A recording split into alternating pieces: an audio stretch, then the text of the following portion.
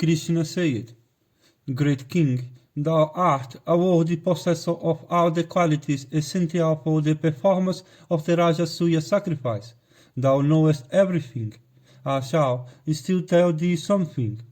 Those persons in the world that now go by the name of Kshatriyas are inferior to those Kshatriyas that Rama, the son of Jamadagniya, exterminated.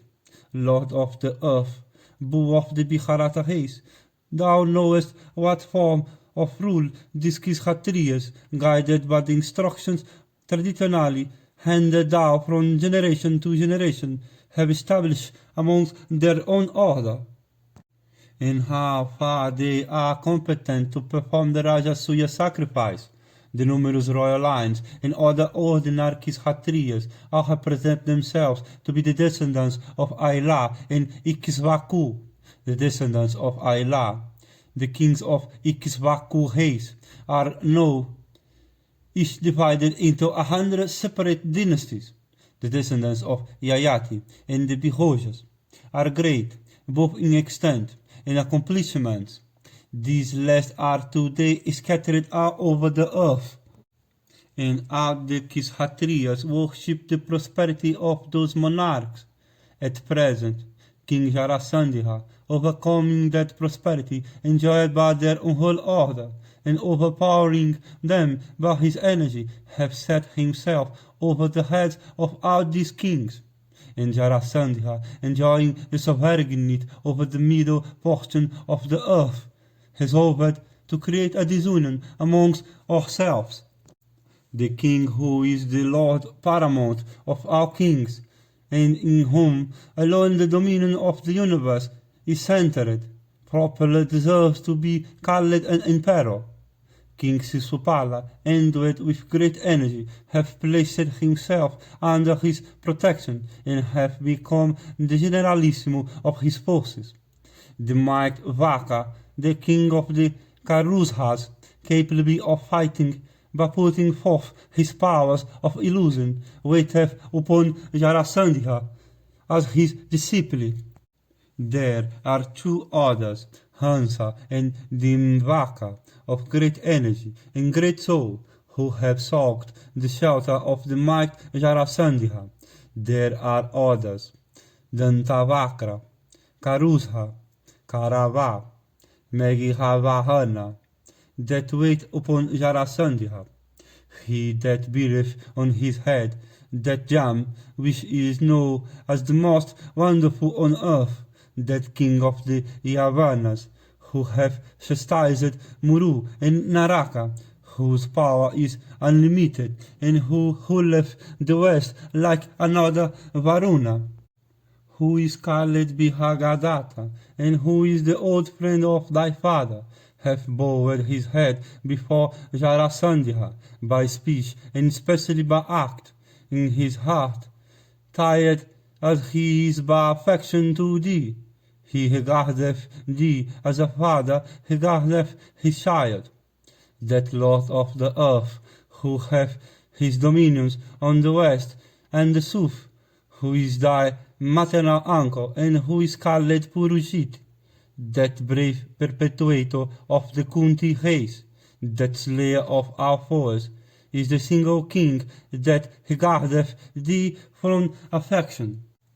He whom I did not formerly slay, that wicked wretch amongst the heads, who representeth himself in this world as a divine personage, and who hath become known as such, and who always beareth from foolishness the signs that distinguish me, that king of Vanga, Pundra, and the Kiratas, endowed with great strength, and who is known on earth by the names of Paundraka and Vasudeva, have also espoused the side of Jarasandha. Bhismaka, the mighty king of the Bihojas, the friend of Indra, the slayer of hostile heroes, who governs a fourth part of the world, who by his learning conquered the Pandiyas and the Kratiha Kausikas, whose brother, the brave Akriti, was like Hama, the son of Jamdagni, have become a servitor to the king of Magadha. We are his relatives and are, therefore, engaged every day in doing what is agreeably unto him.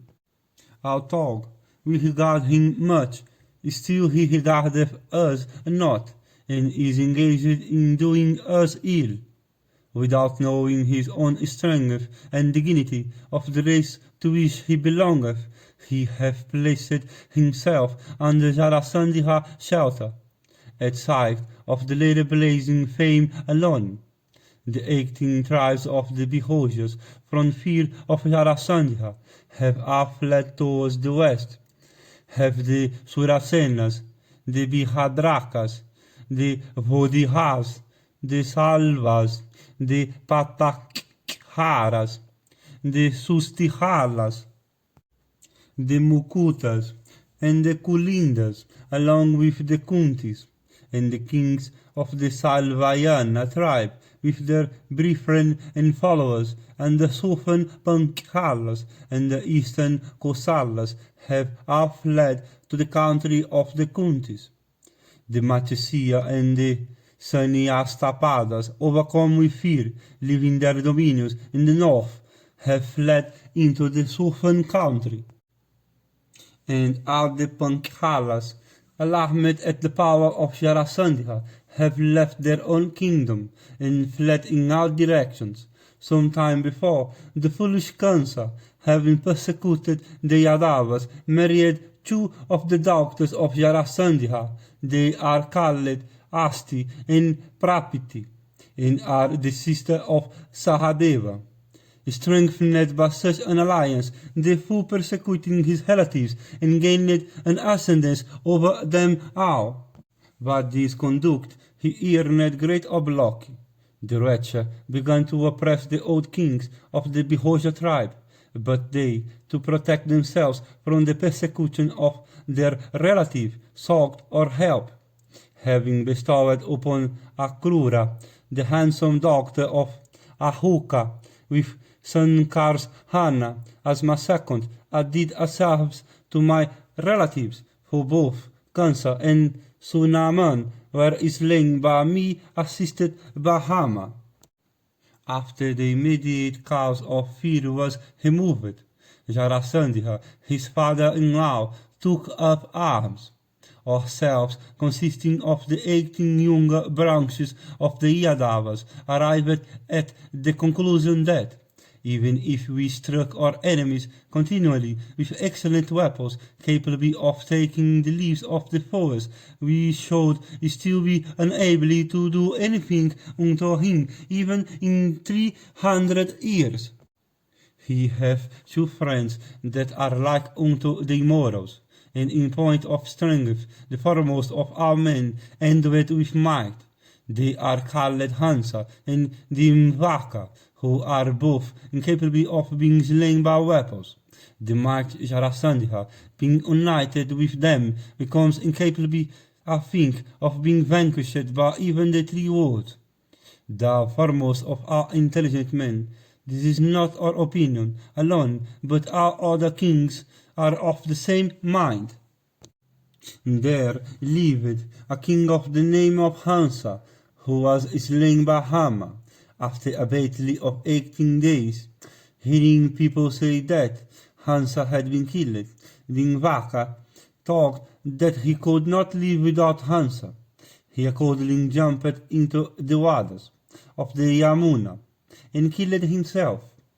Afterwards, when Hansa, the subjugator of hostile heroes, heard that Dimvaka had killed himself, he went to the Yamuna and jumped into its water. Then King Jarasandha, hearing that both Hansa and Dimvaka had been killed, returned to his kingdom with an empty heart.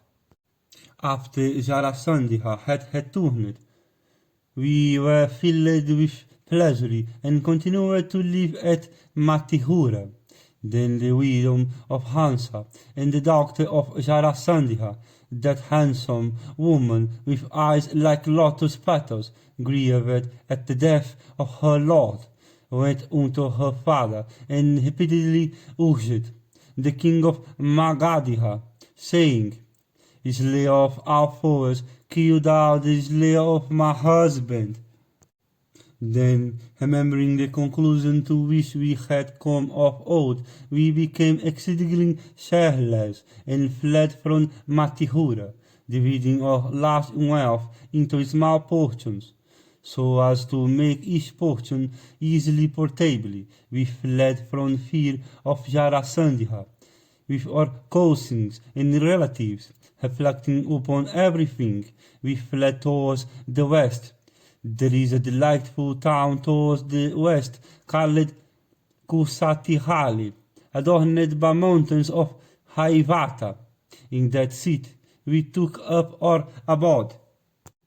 We rebuilt its fort and made it so strong that it has become impregnable even to the gods, and from within it even the woman might fight the foe. What we speak of the Yadava heroes without fear of any kind. We are now living in that city, considering the inaccessibility of that first of mountains and regarding themselves as having already crossed the fear of Jarasandha. The descendants of Madhu have become exceedingly glad. The stock possessed of strength and energy, yet from the oppressions of Jarasandha we have been obliged to repair to the mountains of Gomanta, measuring 3 yojanas in length. Within each yojana have been established on and 20 posts of armed men, and at intervals of each yojana are 100 gates with arches, which are defended by valorous heroes engaged in guarding them, and innumerable Kshatriyas invincible in war, belonging to the 18 younger branches of the Yadavas, are employed in defending these works. In our haste there are full 18,000 brothers and cousins. Ahuka have had 100 sons, each of whom is almost like a god. Hahudesna with his brother, Hakradeva, Satyaki, myself, Valadeva, the son of Rohini, and my son Samba, who is equal unto me in battle. These 7 are Atihatihas. Besides these, there are others, whom I shall presently name. They are Kritavarman, Annadihisti, Samika, Samitinjaya, Kanka, Sanku, Kunti. These 7 are Mahahatihas. There are 2 sons of Andihakabihoja, and the old king himself, and with great energy. These are our heroes, each might as the thunderbolt. These Mahahatihas, choosing the middle country, are now living amongst the Vrishnis. Thou alone art worthy of being an emperor. It behoveth thee to establish thy empire over all the Kshatriyas. This is my judgment, that thou wilt not be able to celebrate the Rajasuya sacrifice as long as the might Jarasandha liveth. By him have been immured in his hill fort numerous monarchs like a lion, that have deposited the slain bodies of marked elephants within a cave of the king of mountains. King Jarasandha, desirous of offering in sacrifice 100 monarchs, adored for his fierce ascetic penances the illustrious god of gods, the lord of Unma. It is by these means that the kings of the earth have been vanquished by Jarasandha. He hath by that means been able to fulfill the vow he had made relative to his sacrifice, by defeating the kings with their troops and bringing all of them as captives into this city.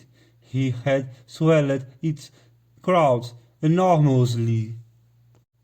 We, from fear of Jarasandha, at one time had to leave Matihura and fly to the seat of Devaravati. If thou desirest to perform this sacrifice, strive to release the kings confined by Jarasandha, as also to compass his death. Otherwise, this undertaking of thine can never be completed. Thou foremost of intelligent men, if the Rajasuya is to be performed by thee, you must do this in this way, and not otherwise.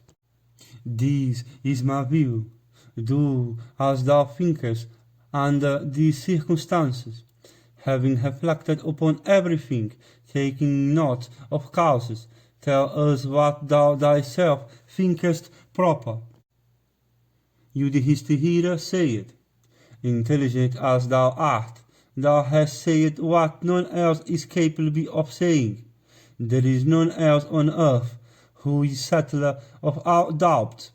Behold, there are kings in every province, employed in benefiting their respective selves. None amongst them have been able to achieve the imperial dignity. Indeed, the title emperor is difficult of acquisition. He that knoweth the valor and the strength of others never applaudeth himself. He, indeed, is really worthy of applause, who, engaged in encounters with his enemies, beareth himself commendably. Thou supported of the dignity of the Frisian haste men, desires, and propensities, like the wheat earth itself, adorned with men dews, are varied and extensive, as experience can seldom be gained, but by travelling in regions remote from one's home. So salvation can never be attained except by acting according to principles that are very high, compared with the ordinary level of our desire and propensities. I regard peace of mind as the highest object here, for from that quality may proceed my prosperity. In my judgment, if I undertake to celebrate this sacrifice, I shall never win the highest reward. And with energy and intelligence, these that have been born in your race think that someone amongst them will at one time become the foremost amongst our Kshatriyas. We were all frightened by the fear of Jarasandha, by the wickedness of that monarch. Thou invincibly in battle, the might of thy arms is my refuge. When thou taken fright at Jarasandha's might, how should I regard myself strong in comparison with him? I am repeatedly depressed by the thought whether Jarasandha is capable or not of being slain by thee, by Rama, by Bhishmasena, or by Arjuna. What shall I say? Thou art my highest authority on everything. On hearing these words, Bhishma, well skilled in speech, said, that king who is without exertion, or who being weak and without resources, entereth into hostility with one that is strong, perisheth like an ant-hill. It may be generally seen that even a king that is weak may vanquish an enemy that is strong, and obtain the fruition of all his wishes, by wakefulness and by the application of policy. In Krishna is policy, in myself is strength, in Arjuna triumphs. So like the three fires that accomplish a sacrifice, we shall accomplish the death of the king of Magadha. Krishna then said, one that is immature in understanding seeketh the fruition of his desire without an eye to what may happen to him in future. It is seen that no one forgiveth for that reason, a fool that is of immature understanding, and inclined to serve his own interests. It hath been heard by us that, in the Krita age, having brought every one under their subjection, Yahu Varnas win by the abolition of taxes, Bihagihatiha, by his kind treatment to his subjects, Kartavirya by the energy of his asceticism, the Lord Bharata by his strength and valor, and Maruta by his prosperity. All these five became emperors.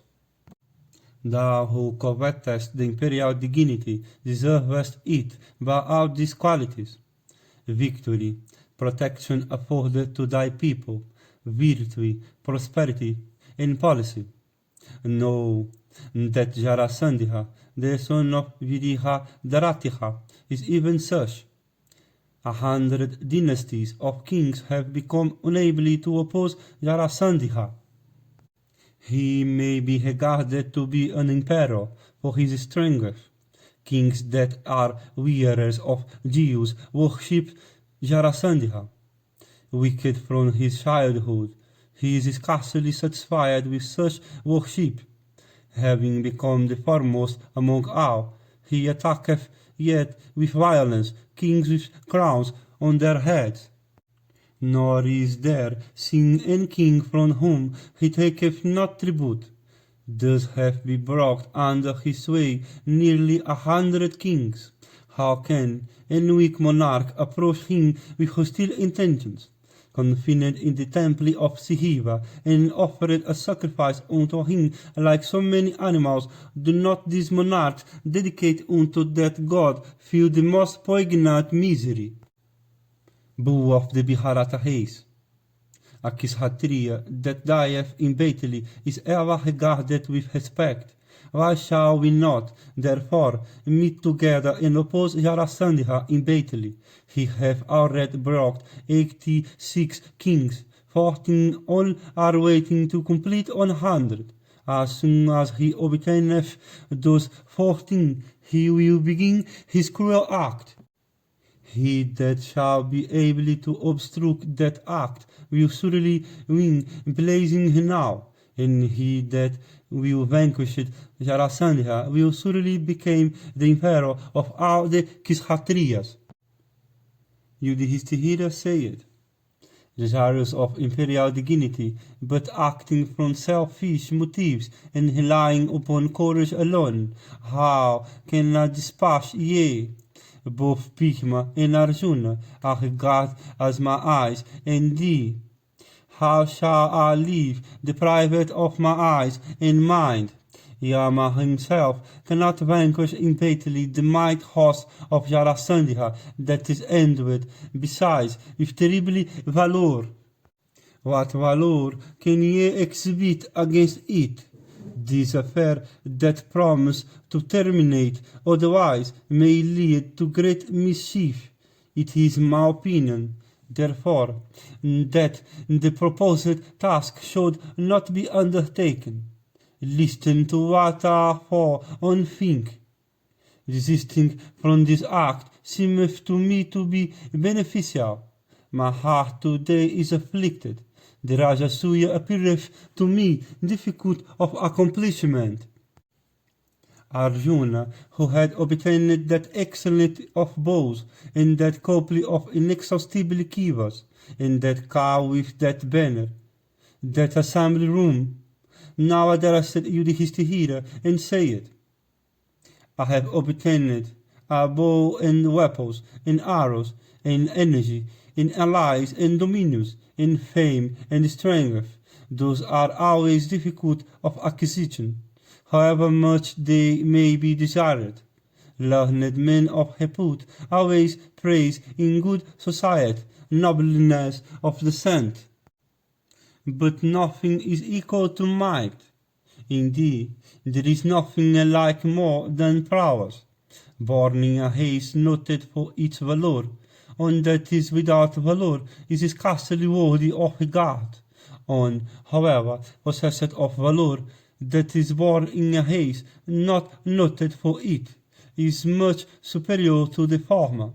He is a Kshatriya in everything who increaseth his fame and possessions by the subjugation of his enemies. And he that is possessed of valor, though destitute of all merits, will vanquish his foes. One, however, that is destitute of valor, talk possessed of every merit can scarcely accomplish anything. Every merit exists by the side of valor in an incipient state. Concentration of attention, exertion, and destiny exist as the three causes of victory.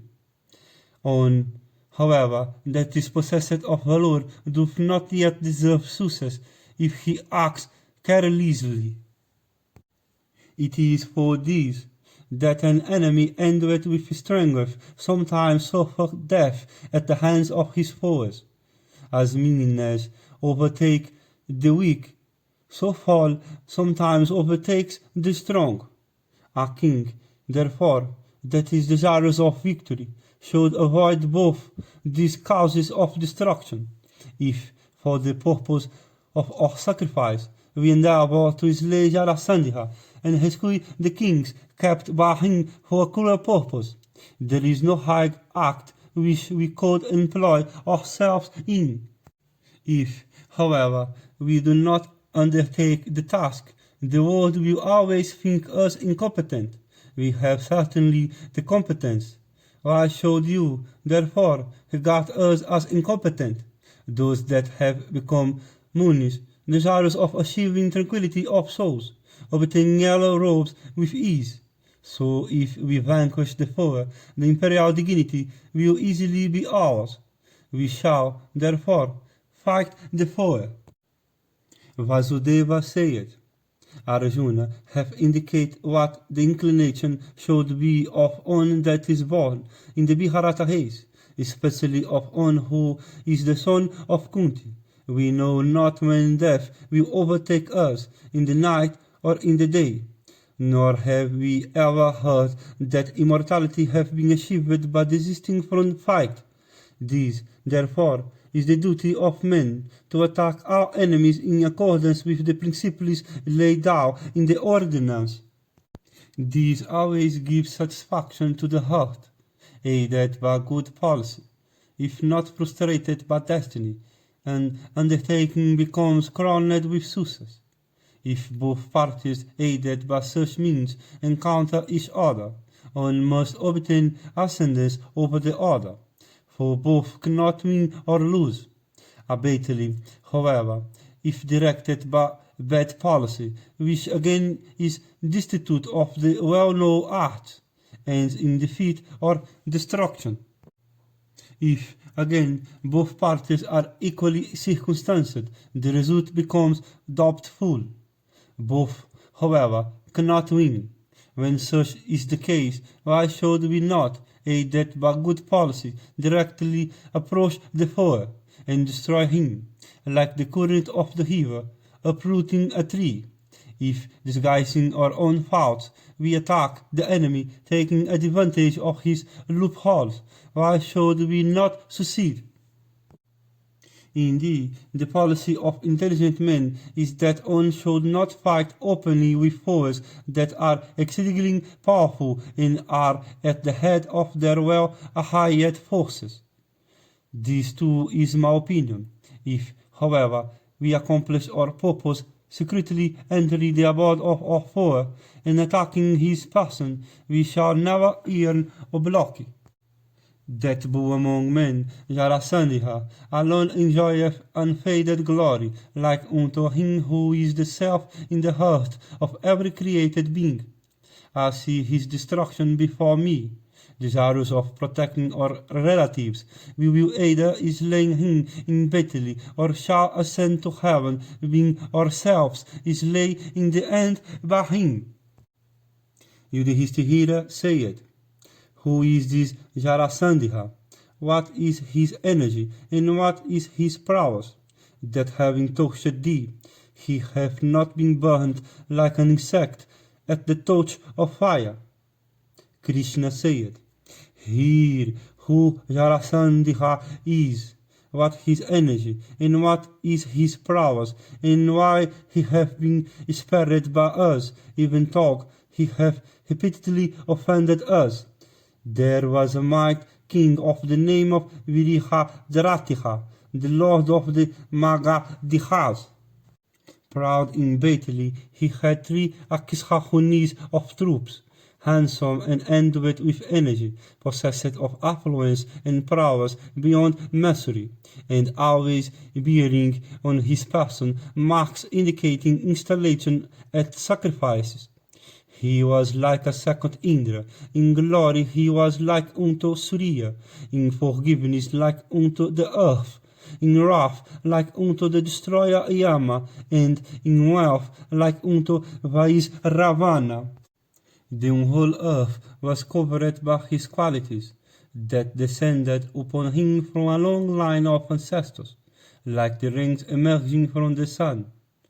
Endowed with great energy, that monarch married two twin daughters of the king of Kasi, both endowed with the wealth of beauty, and that who among men made an engagement in secret with his wives, that he would love them equally and would never show a preference for either. And the Lord of the earth, in company of his two dearly loved wives, both of whom suited him well, passed his days in joy like a mighty elephant in the company of two co-elephants, or like the ocean in his personified form between Ganga and Yamuna. The monarch youth, however, passed away in the enjoyment of his possessions, without any son being born unto him to perpetuate his line.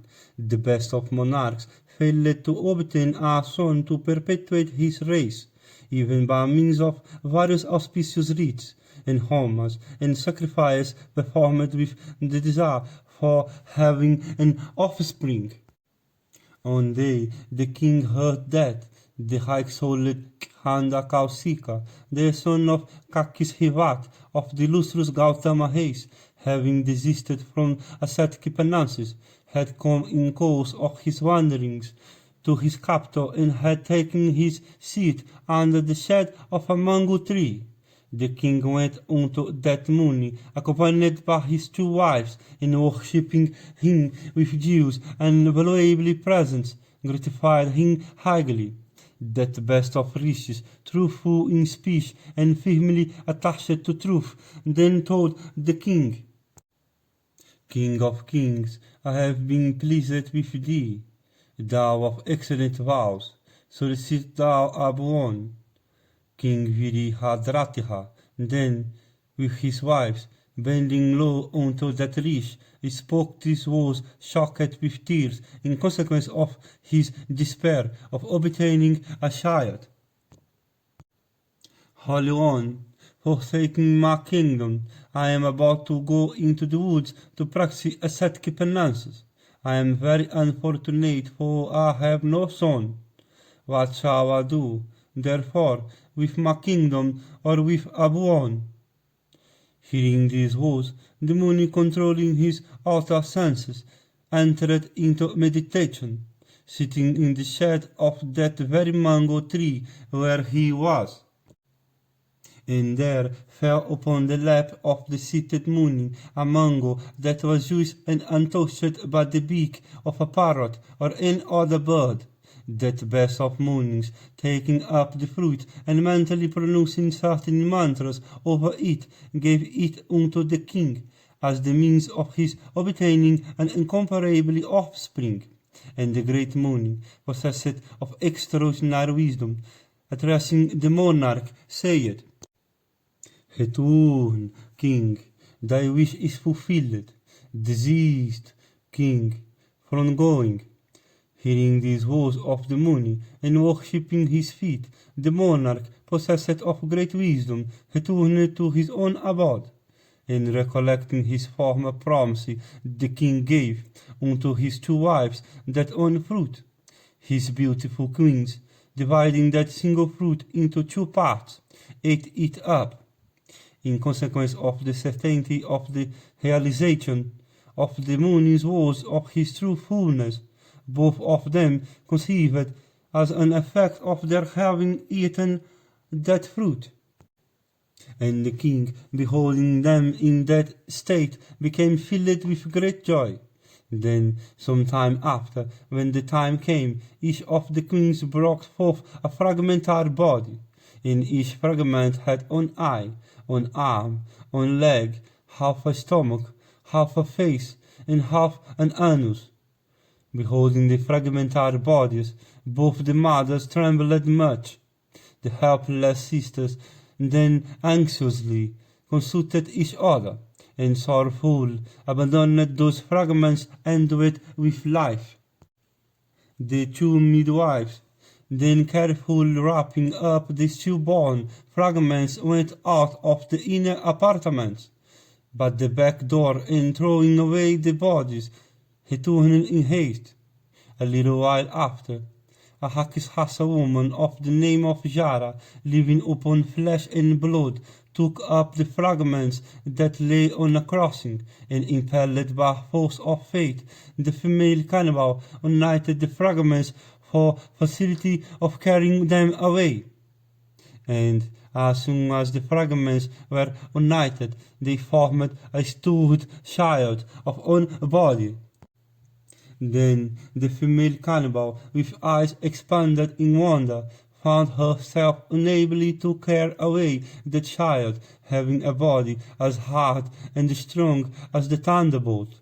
That infant then, closing his feet, red as copper, and inserting them into its mouth, began to roar terribly as rain-charged clowns. Alarmed at the sound, the inmates of the palace suddenly came out with the king.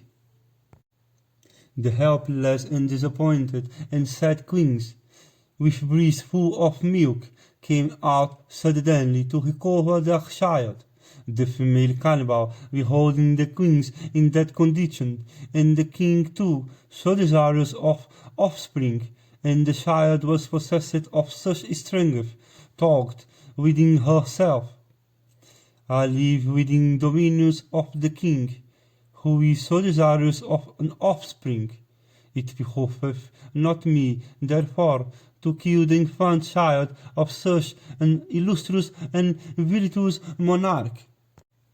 The Hakishasa woman then, holding the child in her arms, like the clouds enveloping the sun, and assuming a human form, told the king these words: Virihadratiha, this is thy child, given to thee by me.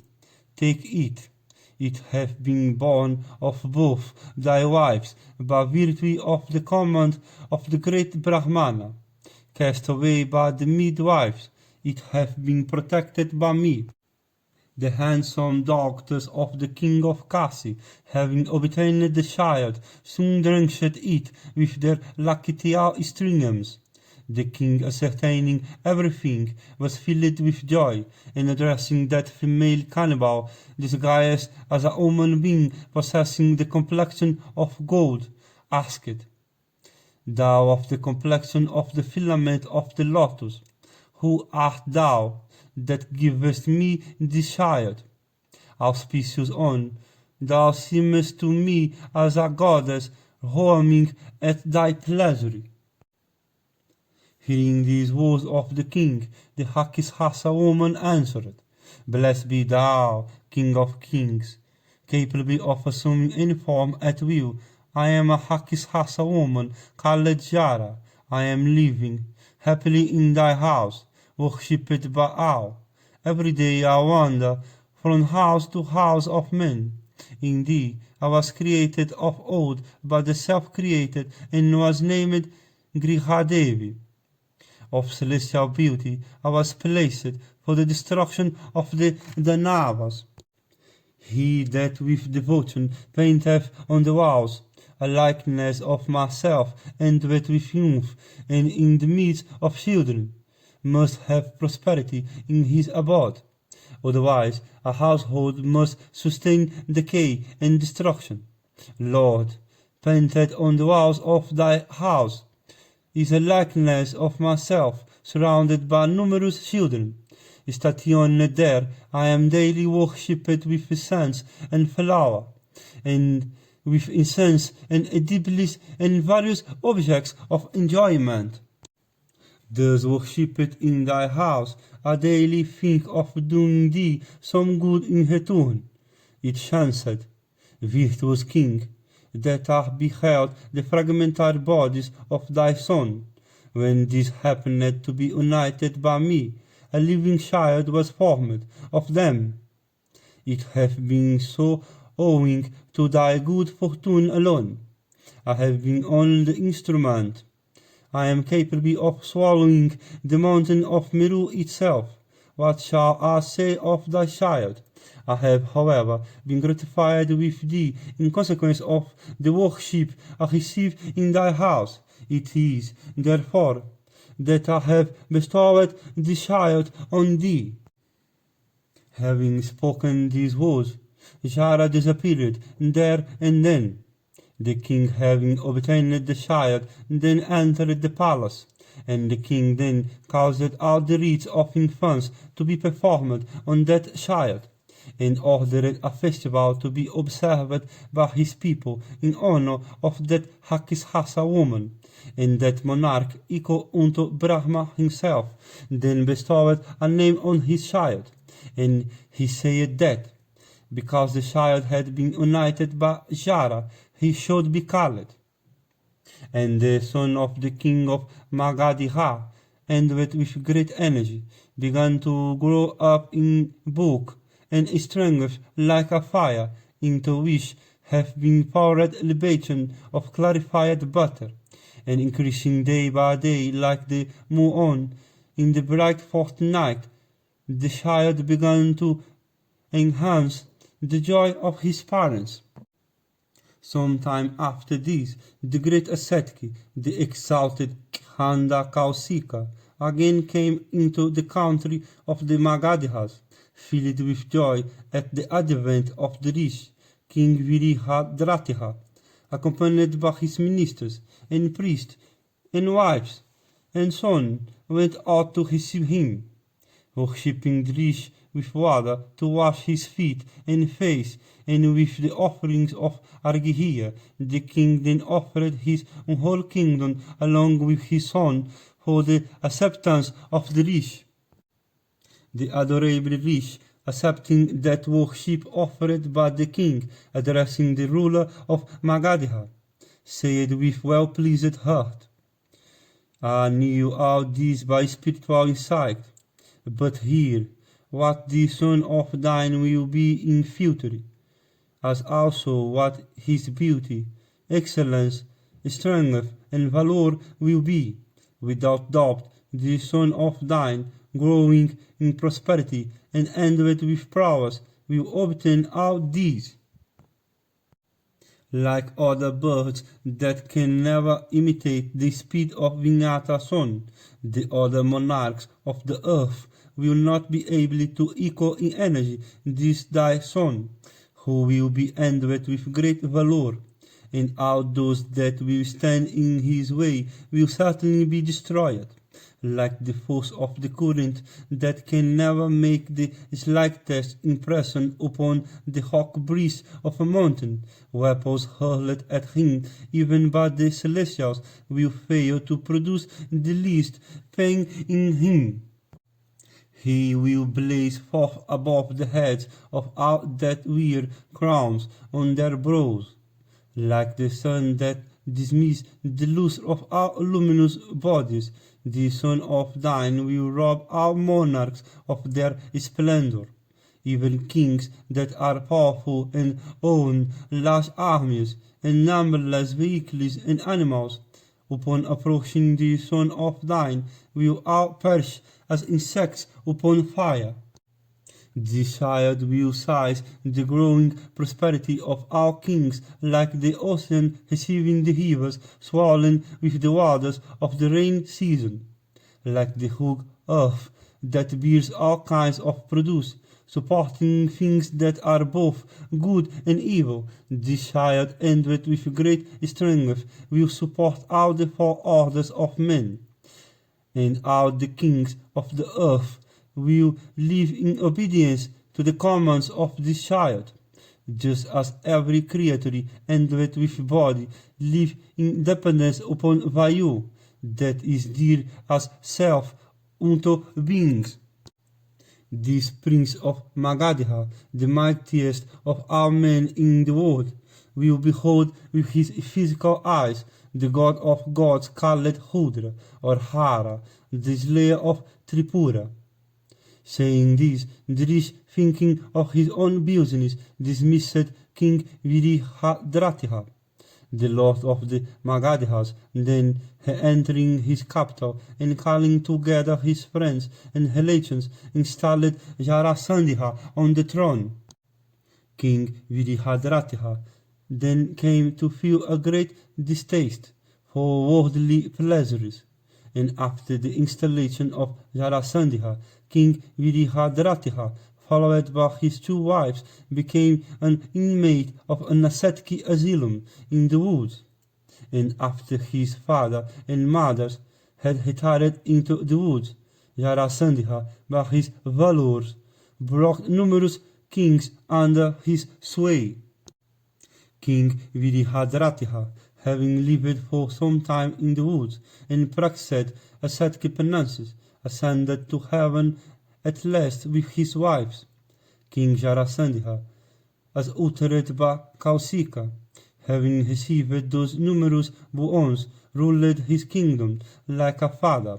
Some time after, when King Kansa was slain by Vasudeva, an enmity arose between him and Krishna. Then the mighty king of Magadha, from his seat of Girivraja, wielding a mace 99 times, hurled it towards Mathura. At that time, Krishna of wonderful deeds was residing at Mathura. The handsome mace hurled by Jarasandha fell near Mathura, at a distance of 99 yojanas from Girivraja. The citizens, beholding the circumstance well, went unto Krishna, and informed him of the fall of the mace. The place where the mace fell is adjacent to Mathura, and is called Gadavasan. Jarasandha had 2 supporters called Hansa and Dinvaka, both of whom were incapable of being slain by weapons. Well conversant with the science of politics and morality, in council they were the foremost of all intelligent men. I have already told thee everything about that mighty pair. They 2 and Jarasandha, I believe, are more than a match for 3 wars. It was for this reason that the powerful Kukura and the Haka and Vrishni tribes, acting from motives of policy, did not deem it proper to fight with him.